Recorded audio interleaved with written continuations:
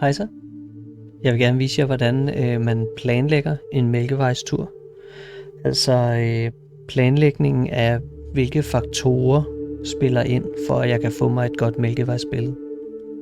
Mit billede her, det er fotograferet på Møn. Der er planlagt cirka 5 ting, før at jeg kan få sådan et billede her. Den første overvejelse, jeg gør mig, det er, hvor stor er månen? Hvor meget lyser den op på himlen, når jeg gerne vil afsted?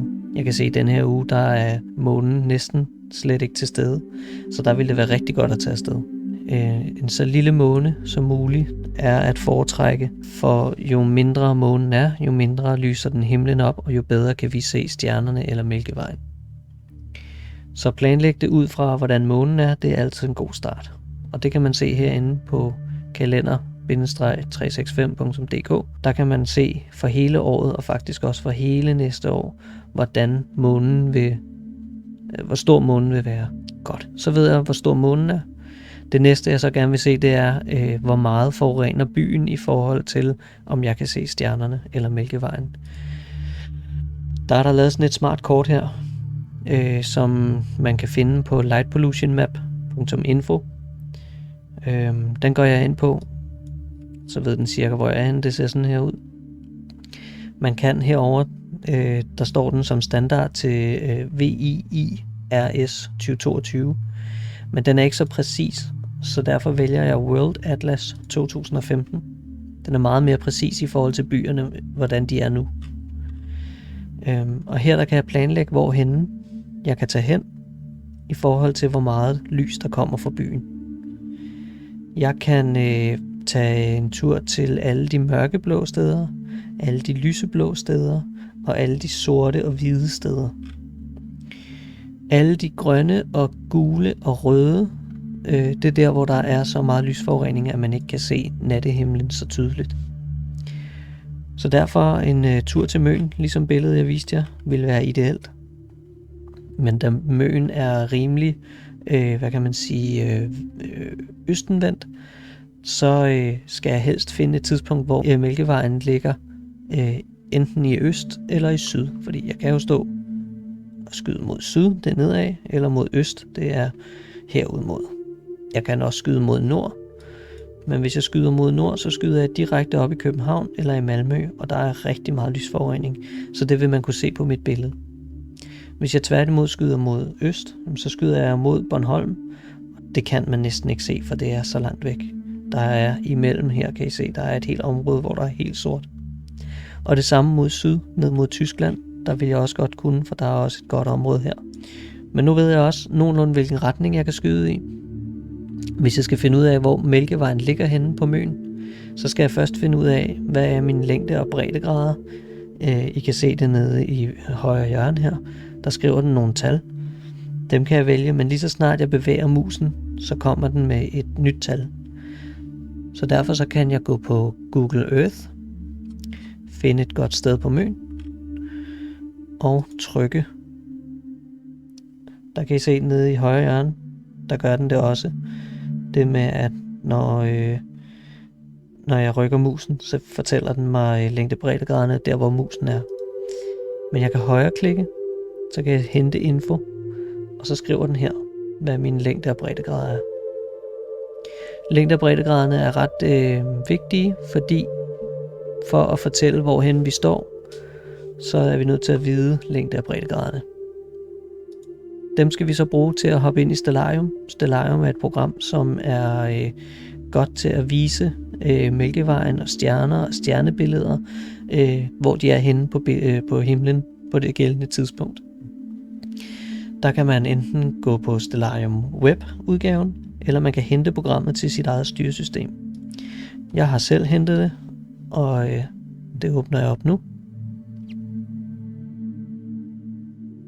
Venter vi lige 2 sekunder. Den kommer der. Lige nu, der viser den mig det gældende tidspunkt, altså den 12.12.2023 kl. 21.13. Men jeg vil jo egentlig gerne have den til en speciel dag. Det kan man vælge ved at trykke herude i venstre side på det lille ur. Så kommer der en lille rubrik frem. Der kan jeg vælge den helt bestemte dato, jeg gerne vil have. Lad os sige, jeg skal afsted i morgen. Og så kan jeg kigge. Jeg ved, jeg skal kigge mod lad os sige sydøst måske. Så kigger vi mod sydøst. Kommer der noget mælkevej frem, hvis jeg går længere og længere fremad? Hov, der er noget der. Det her, det er Mælkevejen. Den er ikke så tydelig, men lige nu har jeg også atmosfæren slået til. Hvis jeg så slår den fra, så kan jeg nemmere se, hvor den ligger henne. Så i morgen kl. 23.13, hvis der ikke er nogen skyer, kan jeg tage ud og fotografere Mælkevejen. Så ligger den i sydøst. Det er jo meget rart at vide. Og så kan man på den måde planlægge sig ud af, hvor vil Mælkevejen ligge. På Møn skulle jeg skyde enten mod øst eller mod syd, så der ville det jo faktisk være perfekt. Sydøst, det er cirka skråt nedad. Og så vil jeg kunne få Mælkevejen der. Man kan fortælle programmet, hvor man lige præcis vil gerne vil være, og det var det, jeg sagde med længde- og breddegrader.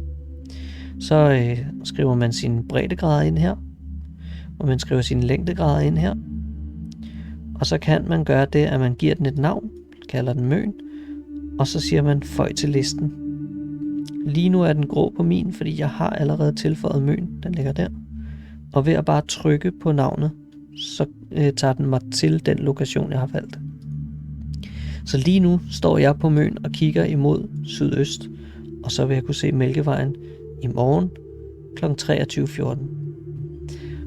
Og den kan man, der kan man sidde og lege lidt. Man kan sidde og se, hvordan Mælkevejen den vandrer. Der kan se, at den ligger så mere og mere ned. Man kan også se, at den ligger faktisk hele vejen hen over nattehimlen. Og hvis man skyder mod nord, så vil man faktisk kunne få en rigtig flot stjernetåge. Men det er en måde, man kan planlægge det på herinde.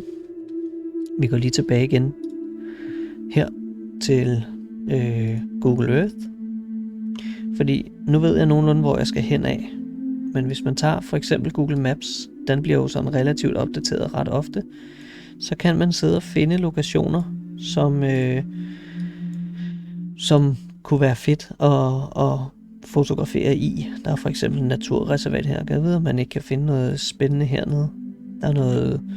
Der er en lille høj her. Det kunne da godt være, hvis man så stiller sig her på hans lille markvej her, og så fotograferet direkte mod øst, at så kunne man få et billede af den der høj. Vi kan prøve at stille os på vejen her, og så prøve at kigge den vej. Bum.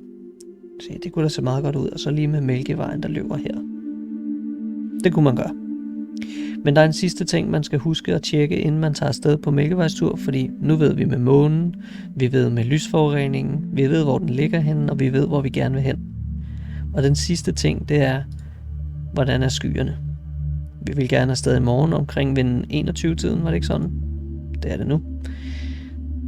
Der fortæller den her hjemmeside, at der ligger der altså skyer. Så der vil det ikke være muligt, selvom alle de andre faktorer er i hus. Så vil det simpelthen ikke være muligt at finde Mælkevejen, fordi der er så mange skyer. Det bedste du kan gøre for at tjekke skyerne, det er at gøre det enten dagen før eller på dagen, gerne et par timer før du tager afsted, og simpelthen holde øje med, hvordan skyerne de vandrer. Det kan man gøre inde på den her hjemmeside her. Der kan I se, så kan man nogenlunde se fra at det hver anden time, hvordan de bevæger sig. Så kan man planlægge sig ud af det på den måde. Alle de her hjemmesider, som jeg nu engang lige har været inde på, og har siddet og vist jer for, hvordan I planlægger det, dem vil jeg skrive ned i beskrivelsen til jer, så I bare kan trykke på dem. Hvis der er noget, jeg har sprunget over, eller noget, jeg har glemt at sige, så må jeg meget gerne lige skrive det ned i kommentarerne, og så vil jeg prøve at lave en video, som dækker det hele. Okay? Tak for det. Kan I have en rigtig god aften. Hej.